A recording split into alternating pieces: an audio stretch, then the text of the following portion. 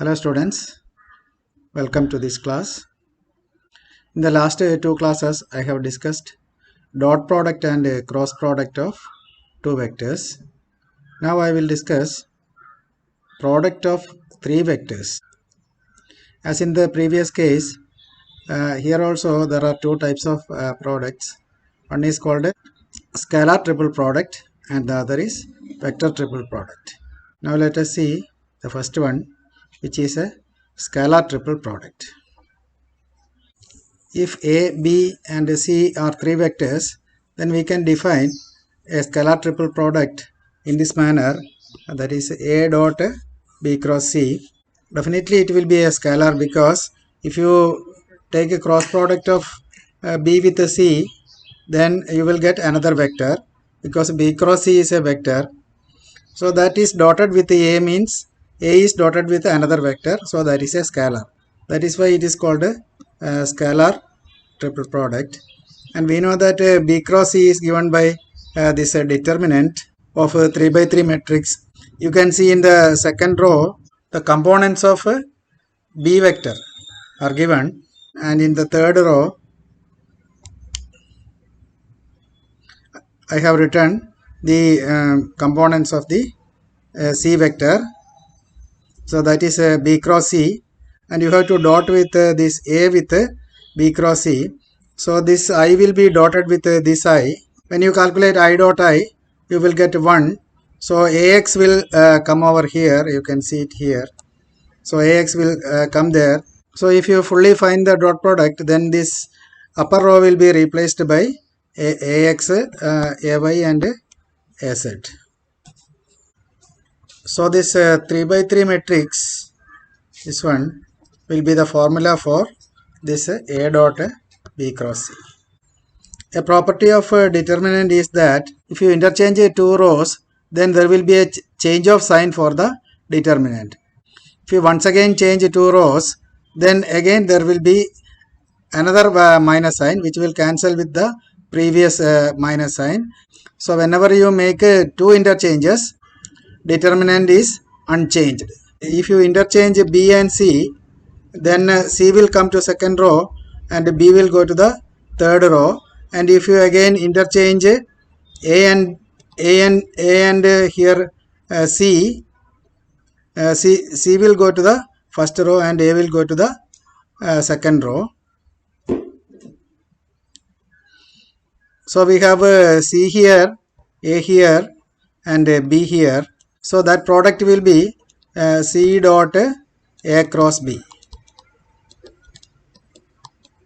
So this A dot B cross C is equal to C dot A cross B, and if you make another suitable interchange, you can prove that it is equal to B dot C cross A. That means we can make cyclic interchanges. Cyclic means we have seen already cyclic in the previous example, this one. Similarly, we can have cyclic interchanges here. Suppose I draw a circle with clockwise direction as positive, and if you write A, B, C here, then A dot B cross C will be same as B dot C cross A, and that is the same as C dot A cross B. That is written here. So you can make cyclic interchanges. A property of scalar triple product is this: A dot B cross C, it is the volume of the parallelepiped whose adjacent sides are given by the vectors A, B and C. That can be proved very easily. You can look at this figure. There is a parallelepiped whose adjacent sides are this A vector, B vector and C vector. Then A dot B cross C will be volume of the parallelepiped. We know that B cross C is perpendicular to both B and C. You can see B cross C here. Suppose we assume that B and C are vectors in the horizontal plane, then this B cross C will be in the upward direction. Volume of the parallelepiped is this base area into height. When we studied cross product, we have seen that area of the parallelogram whose adjacent sides are the two vectors will be the magnitude of cross product. So if you take this B cross C dot A, so this is equal to magnitude of B cross C into magnitude of A into cos theta, where theta is the angle between B cross C and A. You can see it here. This is the angle between B cross C and A. That is the usual definition of the dot product. Now using the commutative property, we can prove that B cross C dot A is the same as A dot B cross C. Now I will prove that this expression is nothing but volume of the parallelepiped, which is base area into height. From this diagram you can see that this is a base area and this will be height from this right angle triangle. You can see it here. From this right angle triangle, hypotenuse is A. This is the adjacent side. So adjacent side will be A cos theta. So this A cos theta is the height. So that is base area into height. So that is the volume of the parallelepiped. You can apply this formula to test whether three vectors are in the same plane or not. That is this.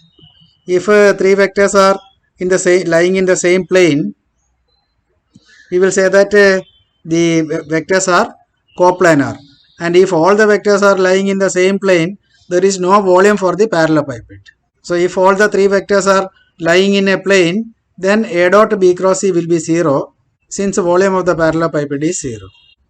And another last point in this is, in this A dot B cross C, even though everybody uses a bracket which encloses B and C, if you forget to put that bracket, then also there is no problem, because A dot B cross C has only one meaning. This is because if you first take A dot B, then A dot B will be a scalar. So we cannot have a cross product of a scalar quantity with a vector quantity. So that is meaningless. So this expression will be meaningful only if we take B cross C.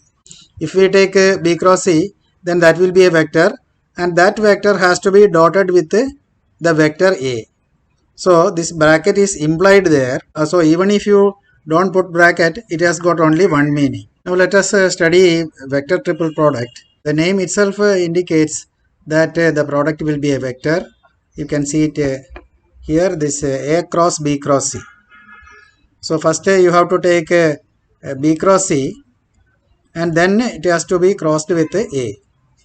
This bracket is very important here because if you take A cross B first, then it will become A cross B. Then that vector has to be crossed with this C vector. If you take B cross C first and then take the cross product with A, then you will get a result, and that result will be entirely different. It is not equal to A cross B first taken and crossed with C. A vector identity which is very useful in physics is this important vector identity, that is A cross B cross C will be equal to A dot C B minus A dot B C. That is, we have three vectors here. This one is the first vector, this one is the second vector, this is the third vector. So first dot third into second vector, then minus first dot second into third vector. Let us see whether this equation is vectorially correct or not.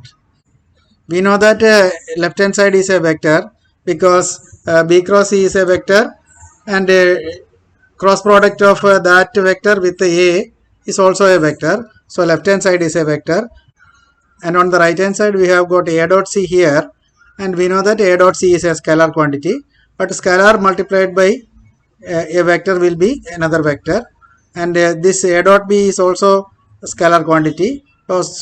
So that quantity multiplied by C will be another vector. So one vector minus another vector. So this vector minus this vector will come. So that is also a vector. This is a very useful result.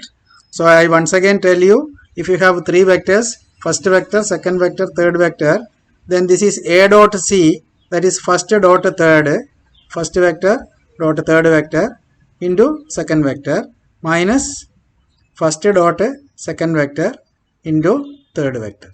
Now I am going to prove this vector identity.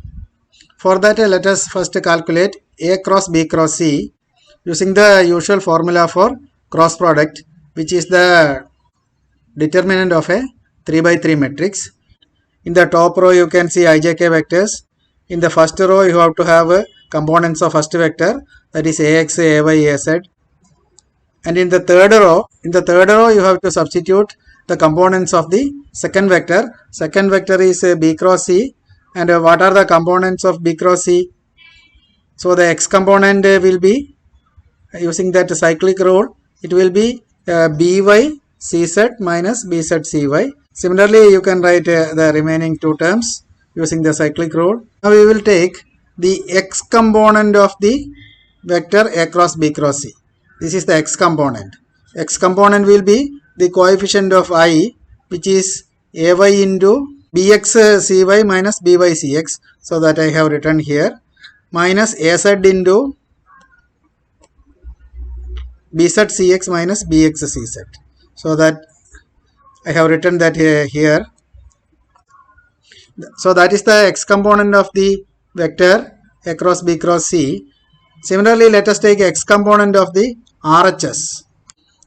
So x component of RHS here you can calculate. First you have to find a dot c. A dot c is ax cx plus ay cy plus az cz into so that is a scalar quantity into the x component of b. So here we have got a b, and x component of b will be bx. Similarly, a dot b is ax bx plus ay by plus az bz, and x component of c we have to take, and that will be cx. And you can cancel this ax bx cx. So this bx is multiplied by ax cx. So here also you get a minus ax bx cx. So that will cancel, and if you collect the remaining terms, you can prove that it is equal to a cross b cross c x component. That is this one.